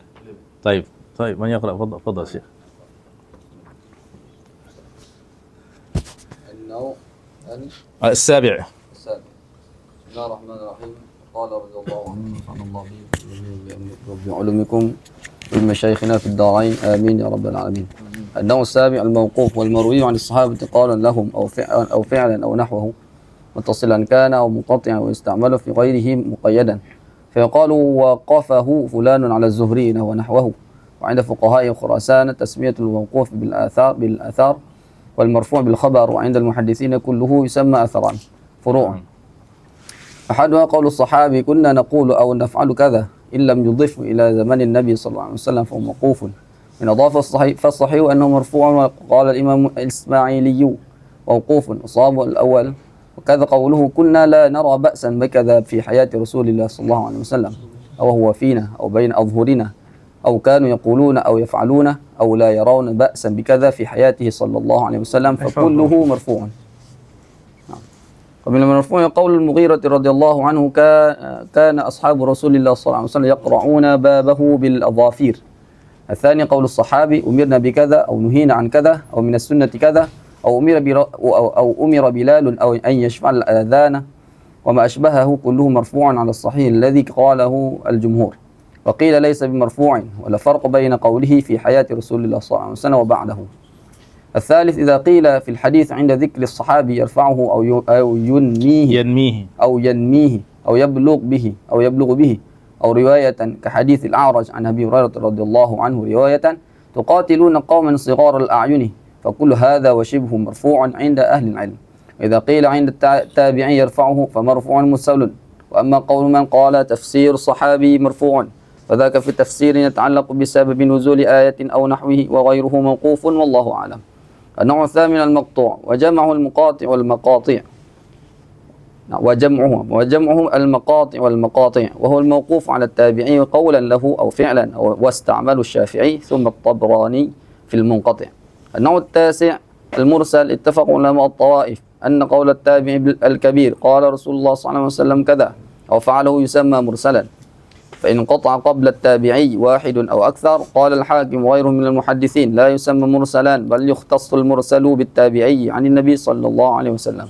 فإن سقط قبله واحد فهو منقطع، وإن كان أكثر فمعضل ومنقطع. والمشهور في الفقه والأصول أن الكل مرسل، وبقطع الخطيب. هذا اختلاف في الاصطلاح والعبارة. وأما قول الزهري وغيره من صغار التابعين قال النبي صلى الله عليه وسلم فالمشهور عند من خصه بالتابع أنه مرسل كالكبير، وقيل ليس بمرسل بل منقطع. وأما إذا قال فلان عن رجل عن فلان فقال الحاكم منقطع ليس مرسلا، وقال غيره مرسل والله أعلم. ثم المرسل حديث ضعيف عند جماهير المحدثين والشافعي وكثير من الفقهاء وأصحاب الأصول. وقال مالك وأبو حنيفة في طائفة صحيح، فإن صح مخرج المرسل بمجيئه من وجه آخر مسندا أو مرسلا أرسله من أخذ عن غير رجال الأول كان صحيحا. ويتبين بذلك صحة المرسل وأنهما صحيحان لو عارضهما صحيح من طريق رجحناهما عليه إذا تعذر الجمع. هذا كله من غير مرسل الصحابي. أما مرسله فمحكوم بصحته على المذهب الصحيح، وقيل أنه كمرسل غيره إلا أن تتبين الرواية عن صحابي والله أعلم. النوع العاشر المنقطع، الصحيح الذي ذهب إلى الفقهاء والخطيب وابن عبد البر وغيرهما من المحدثين أن المنقطع لم يتصل إسناده على أي وجه كان انقطاعه، وأكثر ما يستعمل في رواية من دون التابع عن الصحابي كمالك عن ابن عمر رضي الله عنهما. وقيل هو من اختل فيه رجل قبل التابعي محذوفا كان أو مبهما كرجل، وقيل هو ما روي عن تابعي أو من دونه قولا له أو فعلا، وهذا غريب ضعيف. النوع الحادي عشر المعضل، وهو بفتح الضاد، يقولون أعضله فهو معضل، وما سقط من إسناد اثنان فأكثر، ويسمى منقطعا ويسمى مرسلا عند الفقهاء وغيرهم كما تقدم. وقيل إن قول الراوي بلغني كقول مالك بلغني عن أبي هريرة رضي الله عنه أن رسول الله صلى الله عليه وسلم قال لمملوك طعامه وكسوته، يسمى معضلا عند أصحاب الحديث. وإذا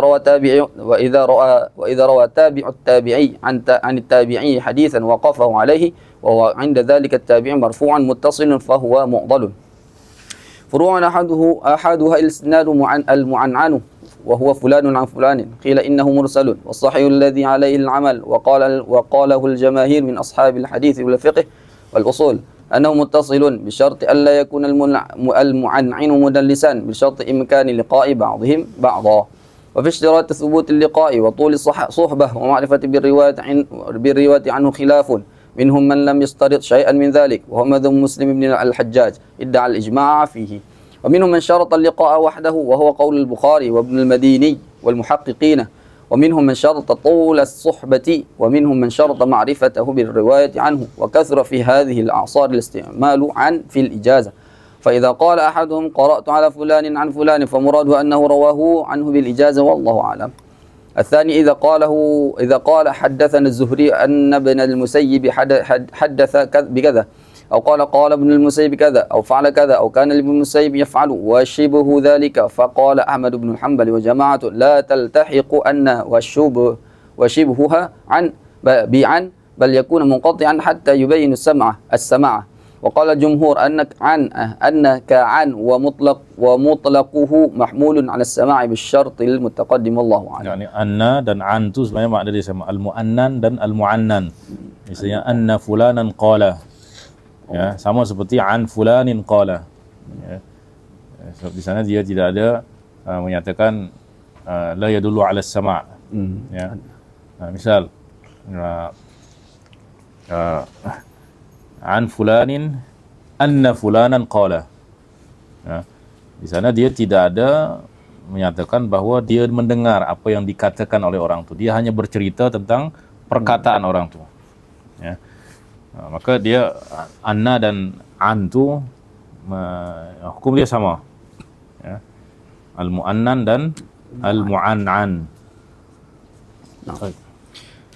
وقال الثالث التعليق الذي يذكره الحميدي وغيره في أحاديث من كتاب البخاري وسبق باستعمالها الدارقطني صورة أن يحذف من أول الإسناد واحد فأكثر وكأنه مأخوذ من تعليق الجدال لقطع الاتصال واستعمل بعضه في حذف كل الإسناد فقل قال رسول الله صلى الله عليه وسلم أو قال ابن عباس رضي الله عنهما أو عطاء أو غيره كذا.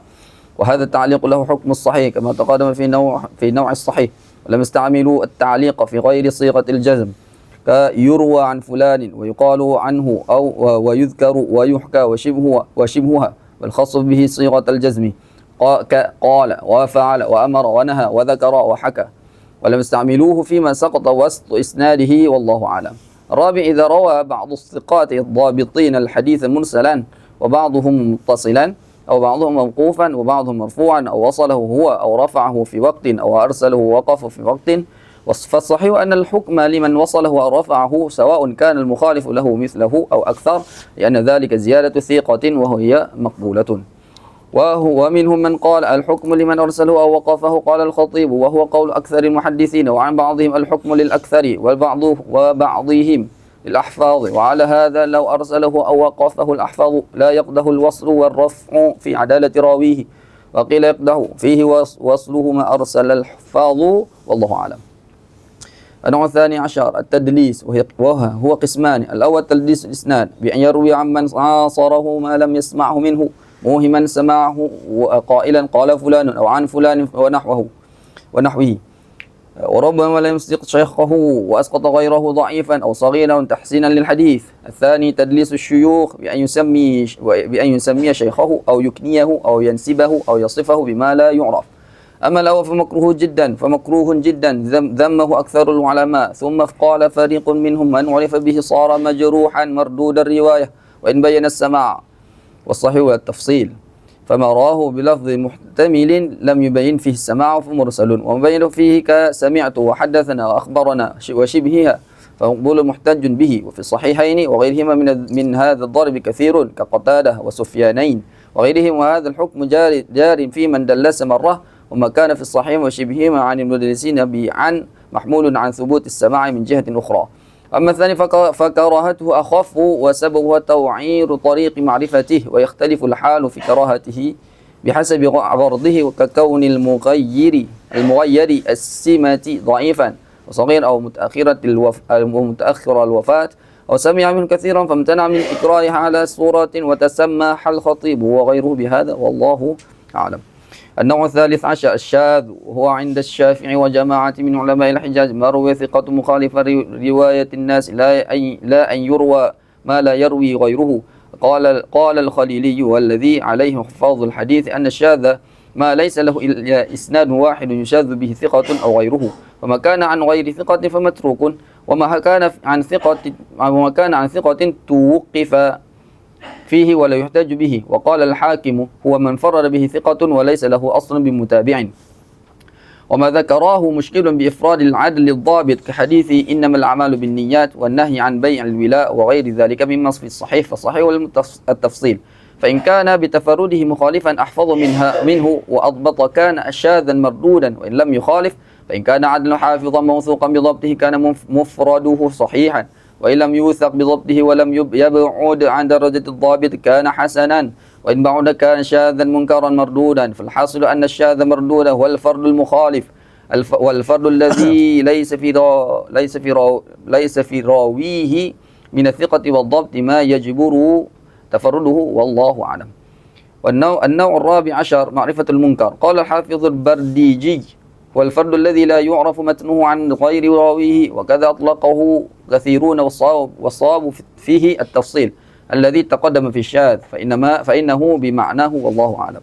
النوع الخامس عشر معرفة الاعتبار والمتابعات والشواهد.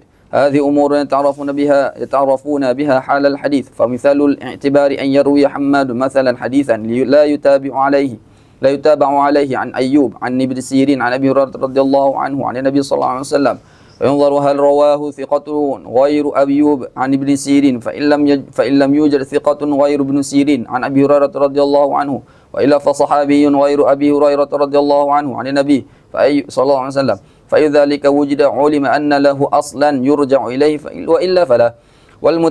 والمتابعة أن يروي والمتابعة أن يرويه عن أيوب غير حماد، وهي المتابعة التامة، أو عن ابن سيرين غير أيوب، أو عن أبي هريرة رضي الله عنه غير ابن سيرين، أو عن النبي صلى الله عليه وسلم صحابي آخر، فكل هذا يسمى متابعة، وتقصر عن الأولى بحسب بعدها منها. يسمى المتابعة شاهدا. والشاهد أن يروى حديثا والشاهد أن يروى حديث آخر بمعناه، ولا يسمى هذا متابعة إذا قالوا في مثله تفرد بها أبو هريرة رضي الله عنه أو ابن سيرين أو أيوب أو حماد، كان مشعرا بانتفاء المتابعات، وإذا انتفت مع الشواهد فحكم ما سبق في الشاذ. ويدخل في المتابعة والاستشهاد في المتابعة والاستشهاد رواية من لا يحتج به، ولا يصل ذلك لكل ضعيف، والله أعلم. النوع السادس عشر معرفة زيادة الثقات وحكمها. هو فن لطيف تستحسن العناية به، ومذهب الجمهور من الفقهاء والمحدثين قبولها مطلقا، وقيل لا تقبل مطلقا، وقيل تقبل إن زادها غير من رواه ناقصا، ولا تقبل ممن رواه ناقصا. وقسمه الشيخ أقساما: أحدها زيادة تخالف الثقات فترد كما سبق. تقبل إن زادها غير من رواه ناقصا، ولا تقبل ممن رواه مرة ناقصا.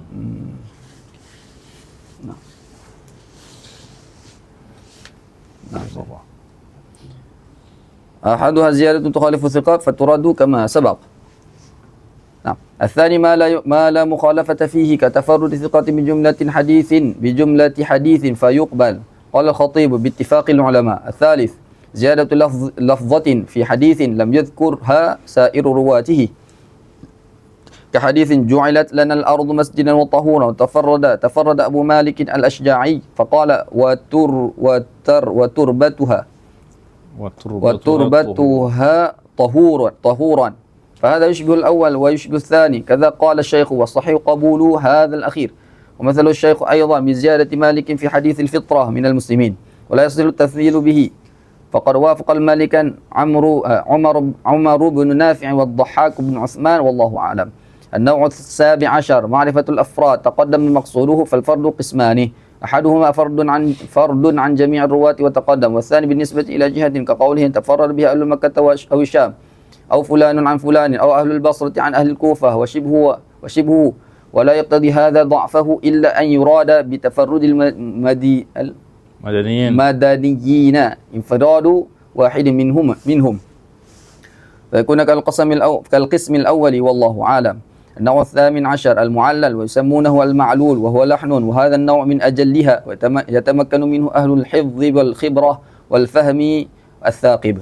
والعلة عبارة عن سبب غامض قادح مع أن الظاهر السلامة منه، وتطرقوا إلى الإسناد الجامع شروط الصحة الظاهران، وتدرك بتفرد الراوي وبمخالفة غيره له مع قرائن تنبه العارف على وهم بإرسال أو وقف أو دخول حديث في حديث أو غير ذلك بحيث يغلب على ظنه فيحكم بعدم صحة الحديث أو يتردد فيتوقف. والطريق إلى معرفته جمع طرق الحديث والنظر في اختلاف رواته وضبطهم وإتقانهم، وأكثر التعليل بالإرسال بأن يكون رواته وكثرة التعليل بالإرسال وأكثر التعليل بالإرسال رواته أقوى ممن وصل. وتقع العلة في الإسناد وهو الأكثر، وقد تقع في المتن، وما وقع في الإسناد قد يقدح فيه وفي المتن كالإرسال والوقف، وقد يقدح في الإسناد خاصة وقد يقدح في الإسناد خاصة ويكون المتن معروفا صحيحا كحديث يعلى بن عبيد عن الثوري عن عمرو بن دينار حديث البيعان بالخيار، غالط يعلى إنما هو عبد الله بن دينار. وقد تطلق العلة على غير مقتضاها الذي قدمناه ككذب الراوي وغفلته وسوء حفظه ونحوها من أسباب ضعف الحديث. وسمى الترمذي النسخ علة، وأطلق بعضهم العلة على مخالفة لا تقدح، فقد سالم وصله الثقات الضابط حتى قال من الصحيح صحيح معلل كما قيل منه صحيح شاذ والله أعلم. النوع التاسع المضطرب هو الذي يروى على أوجه مختلفة متغامرة فإن رجحت إحدى الروايتين بحفظ راويها أو كثرة صحبته المروية عنه أو غير فالحكم للراجحة أو غير ذلك فالحكم للراجحة ولا يكون مضطربا. والاضطراب موجب ضعف الحديث لإشعار بعدم الضبط، ويقع في الإسناد تارة وفي المتن أخرى، وفيهما من راو أو جماعة والله أعلم. النوع العشرون المدرج هو أقسام، أحدها مدرج في حديث النبي صلى الله عليه وسلم بأن يذكر الراوي عقيبه كلاما لنفسه أو لغيره فيرويه من بعده متصلا فيتوهم أنه من الحديث. الثاني أن يكون عنده متنان بإسنادين فيروياهما بأحدهما. الثالث أن يسمع حديثا من جماعة مختلفين في إسناده أو متنه فيرويه عنهم باتفاق. وكل حرام. وصنف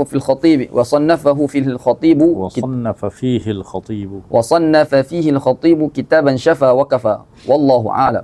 النوع الحادي والعشرون الموضوع هو المختلق المصنوع والشر الضعيف، وتحرم روايته مع العلم به في أي معنى كان إلا مبينا، ويعرف الوضع بإقرار واضعه وبمعنى إقراره أو قرينة في الراوي أو المروي. فقد وضعت أحاديث يشهد بوضعه ركاكة لفظها ومعانيها،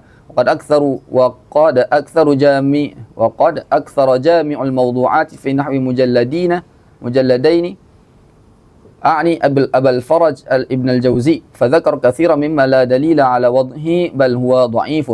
والواضعون أقسام أعظمهم ضرارا قوم ينسبون إلى الزهد وضعوه حسبة في زعمهم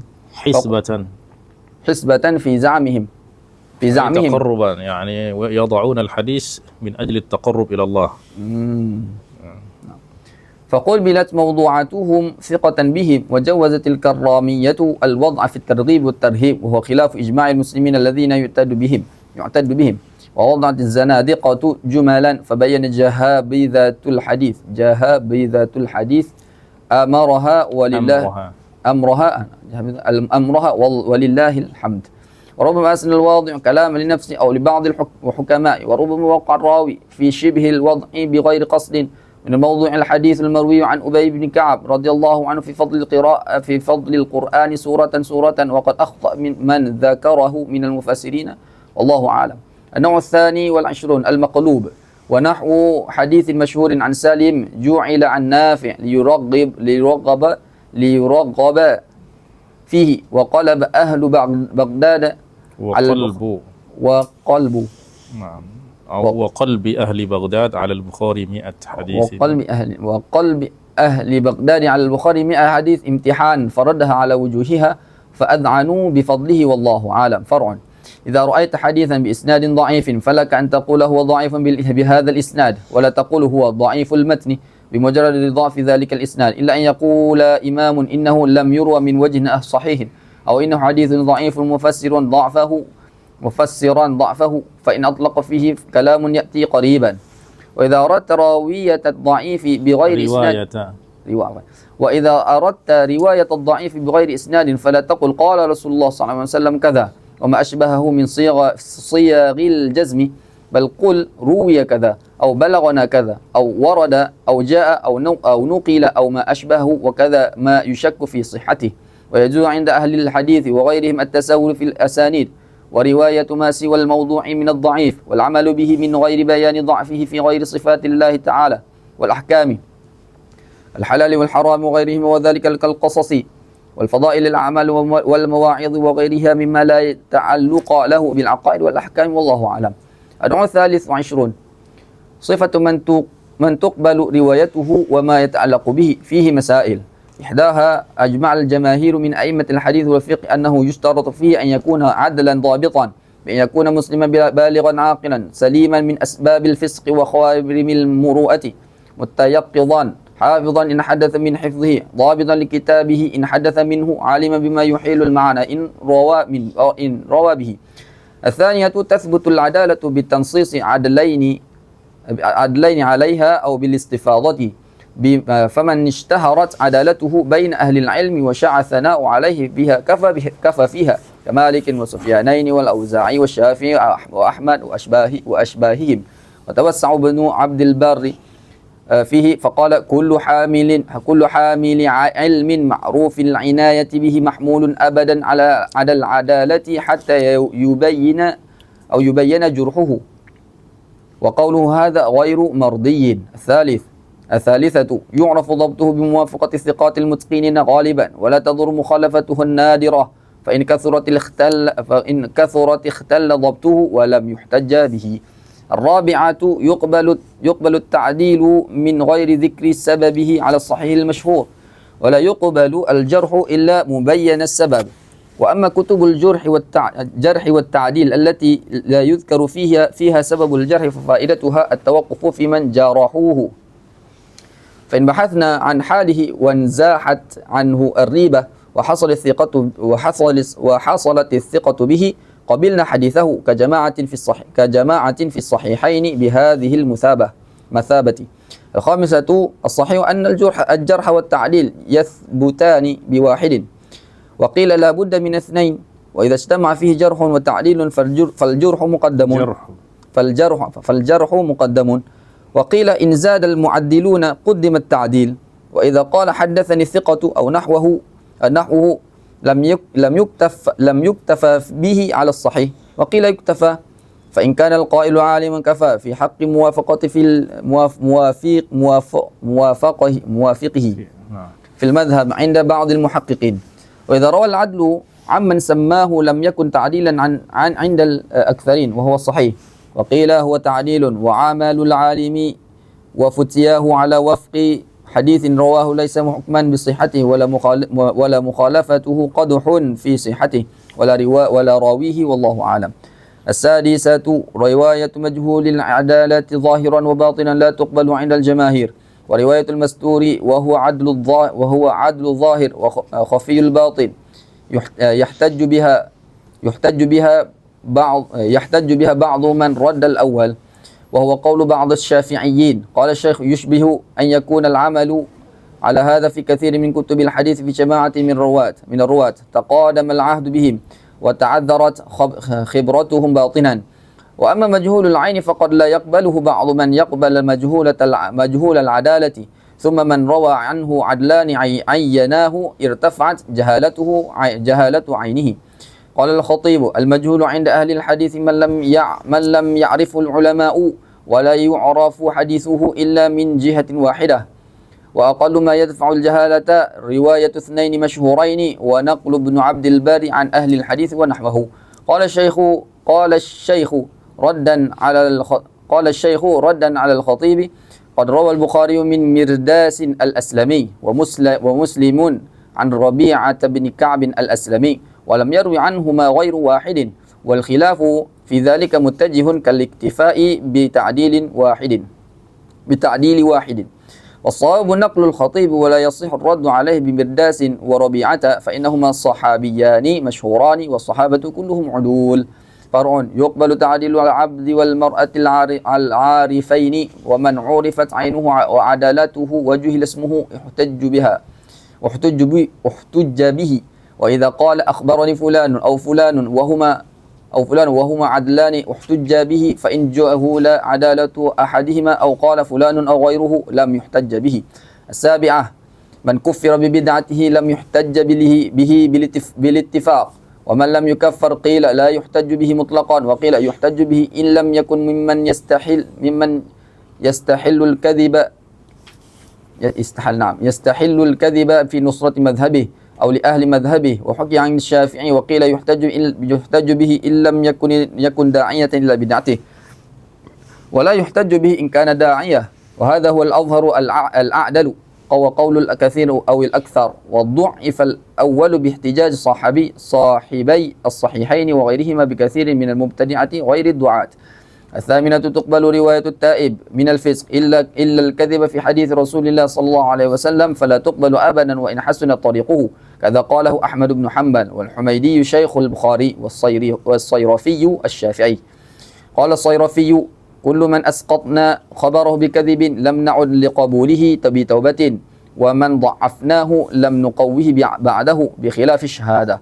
وقال السمعاني من كذب في خبر واحد وجب إسقاط ما تقدم من حديثه. قلت كل هذا مخالف لقاعدة مذهبنا ومذهب غيرنا ولا يقوى الفرق بينه وبين الشهادة. التاسعة إذا روى حديثا ثم نفاه المسمع فالمختار أنه إن كان جازما بنفيه أو أن قال ما رويته ونحوه وجب رده ولا يقدح في باقي رواية الراوي عنه. فإن قال لا أعرفه أو لا أذكره أو نحوه لم يقدح فيه.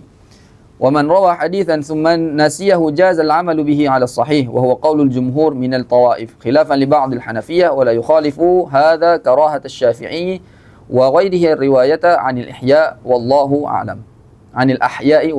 أعلم. العاشرة من أخذ على التحديث أجرا لا تقبل روايته عند أحمد وإسحاق وأبي حاتم وتقبل عند أبي نعيم الفضل وعلي بن عبد العزيز وآخرين. وأفتى الشيخ أبو إسحاق الشيرازي بجوازها من امتنع عليه الكسب لعياله بسبب التحديث. الحادية عشرة لا تقبل رواية من عرف بالتساهل في سماعه أو إسماعه كمن لا يبالي بالنوم في السماع أو يحدث من لا من أصل مصحح أو عرف بقبول التلقين في الحديث أو كثرة السهو في روايته إذا لم يحدث من أصل أو كثرة الشواذ والمناكير في حديثه. قال ابن المبارك وأحمد والحميدي وغيرهم من غلط في حديث فبين له فأصر على روايته سقطت رواياته وهذا صحيح إن ظهر أنه أصر عنادا أو نحوه. الثانية عشرة أعرض الناس هذه الأزمان عن اعتبار مجموع الشروط المذكورة لكون المقصود صار إبقاء سلسلة الإسناد المختص بالأمة فليعتبر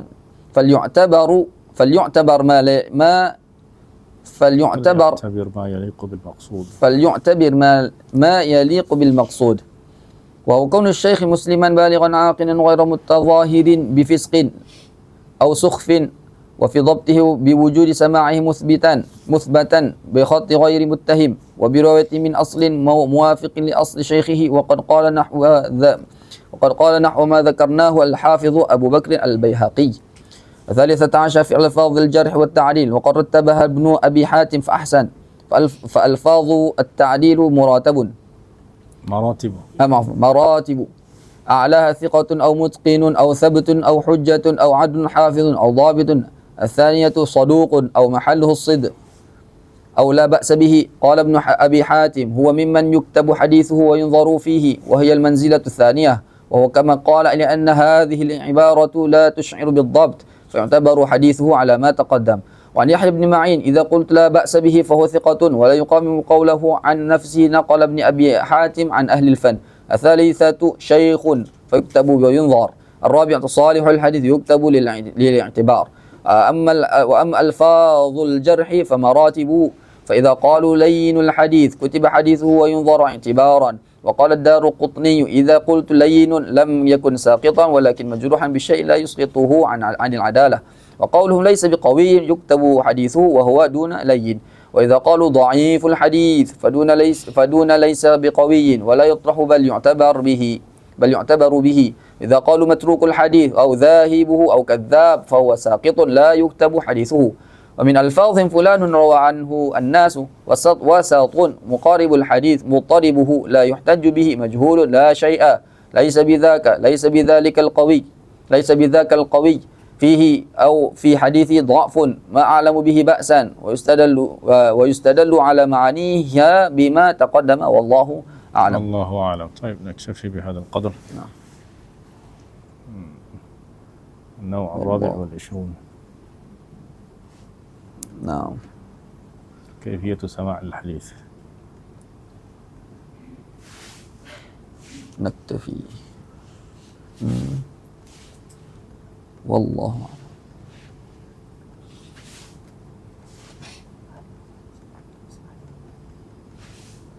Sabtu.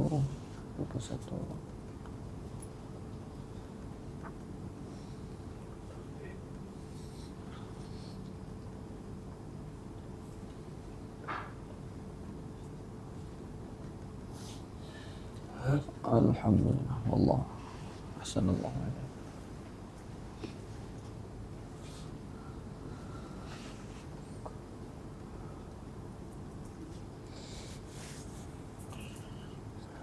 Sebelum ni pernah ada majlis qiraah kan macam mana sini? Qiraah matan ke qiraah apa? Pernah ikut? Di sini juga. Belum. Sebelumnya pernah panggil kalau ada asatidz imam saja malamnya minta untuk baca sedikit. Tapi majlis khas baca Qiraah saja. Sedang buat dengan Syekh Najib Al-Arabi. Dan sebelum itu baca Muwatta Imam Malik dengan Ustaz Abu Usama dari Terengganu. Muridnya Amar. Tapi majlisnya macam inilah, siang daurah, malamnya kami minta. Baik, insya-Allah.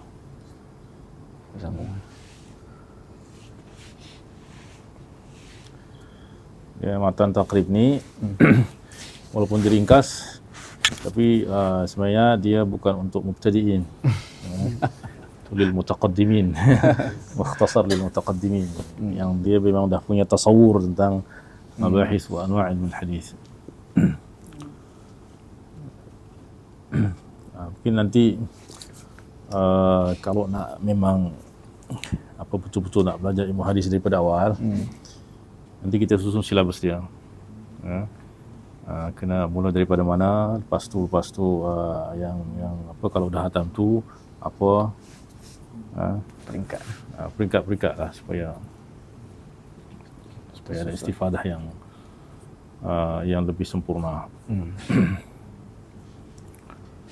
Nah. Baik, ala kulli hal khair insya-Allah. Mungkin kalau nak hatamkan mungkin esok lah kita baca. Ya, insya-Allah. Khair insya-Allah. Insya-Allah. Alhamdulillah rabbil alamin wa sallallahu ala sayyidina Muhammad wa ala alihi wa sahbihi.